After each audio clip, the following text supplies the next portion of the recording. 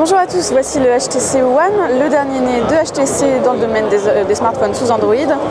On a ici un terminal qui a été largement montré pour ses nouvelles fonctionnalités de type Blinkfeed, qui est donc cette page d'accueil qui inclut un flux d'actualités mis à jour en continu.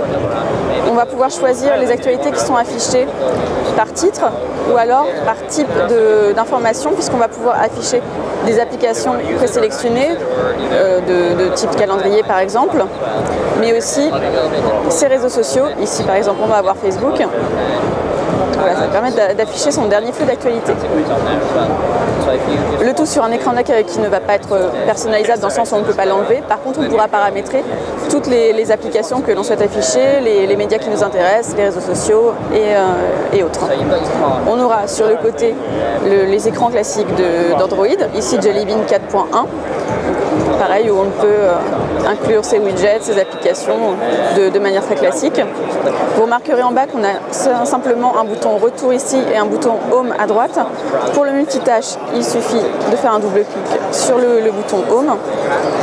Et pour supprimer les applications, c'est par ici, il suffit de faire glisser la vignette vers le haut. On va retrouver avec le One un design assez fin de 9 mm d'épaisseur. La carte SIM se met juste ici. On va avoir juste en haut un bouton Power qui va également servir de port infrarouge. Donc le One va pouvoir servir de télécommande, la prise jack. De l'autre côté, la barre de réglage du volume. Et en bas, bien sûr, un port USB et MHL pour tout ce qui va être charge et transfert de contenu.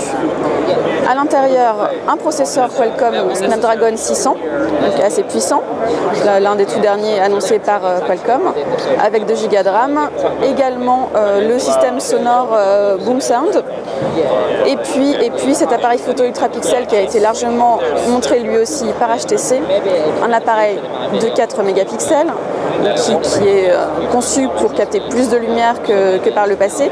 Vous remarquerez ici ce petit bouton, nous sommes en mode normal ou ici en mode Zoé. Ce dernier, si je vous fais la démonstration en prenant une photo,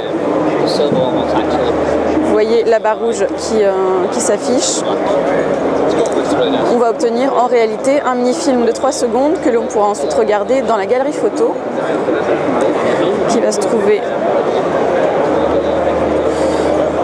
juste ici.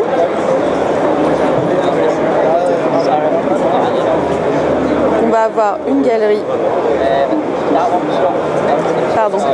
animée, si on le souhaite. D'autres ont été faits auparavant.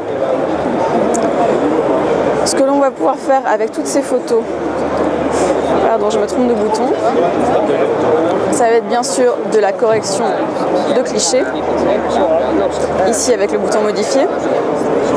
On va avoir diverses options qui vont s'offrir à nous. On va pouvoir créer des séquences en enchaînant divers Zoé l'un à l'autre.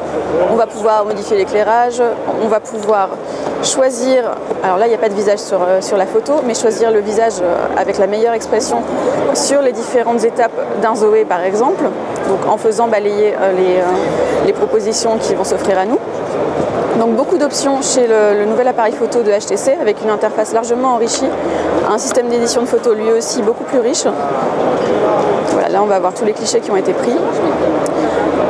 Voilà, tout cela est bien sûr partageable sur les réseaux sociaux, sur Facebook et autres, pour fournir ces clichés à ses amis. Voilà pour l'essentiel du HTC One qui méritera un plus ample test bien évidemment. On va le retrouver dans les prochaines semaines en France. Il sera commercialisé au prix de 650 € hors pack opérateur et on le trouvera en noir ou en argent comme celui-ci.